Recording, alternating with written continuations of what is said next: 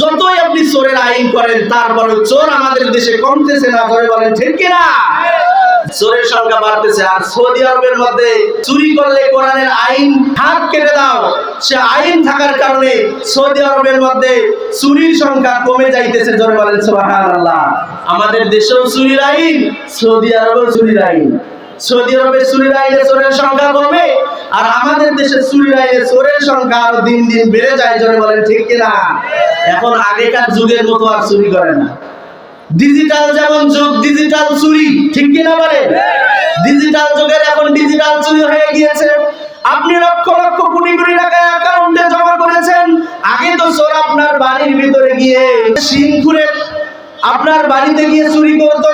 এখন চোরকে বাড়িতে যাওয়া লাগে না, ঘরে বসেই মোবাইলের মাধ্যমে আপনার অ্যাকাউন্টে থাকা লক্ষ লক্ষ টাকা চোর পাচার করে নিয়ে যাইতেছে, জয় বলেন ঠিক কিনা?